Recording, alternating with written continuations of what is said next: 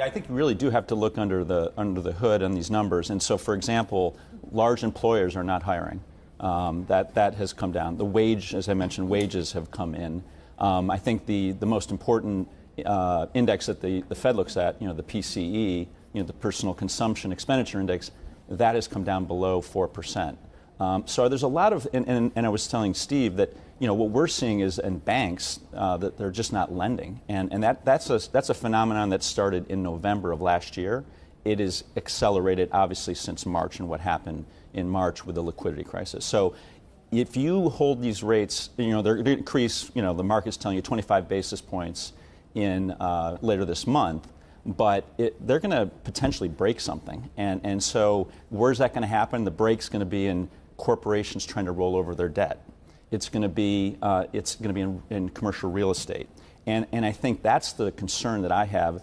We've had so many the rate cuts of the last year, or rate increases of the last year have been so accelerated. I think you really could have an kind of unanticipated problem. And that's what history tells you. We were debating this around the set yesterday as to whether the Fed could break something this time around, because in the past, if you have Volcker-like characteristics, you actually do break things. But the market doesn't believe the central bank is on that page anymore because of all the extra stops that they've put into the market to ensure that they've protected investors, protected the economy over recent years. If we've got a change in thinking and the Fed will break something, what can it break that is acceptable?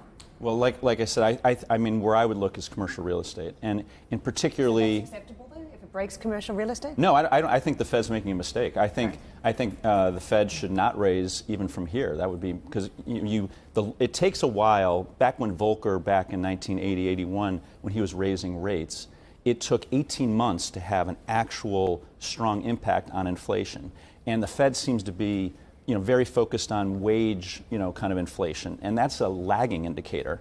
And they shouldn't be looking at that as how you bring that down. So they can overshoot, and I think that's what we're watching. That's what we're witnessing. Markets have done very little this week, considering what's been thrown at them by, JOLTS, ADP, Fed minutes. It's a shortened week, I hasten to point out, of course, as well. But the fact is, the S&P's only down 0.9% for the week. The Nasdaq's only down 0.8% for the week. It's not much of a shock to the system, considering the rally we've had so far this year.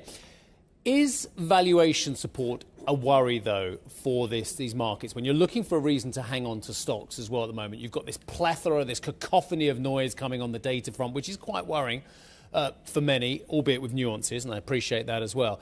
Where's the valuation support for the market, or isn't there?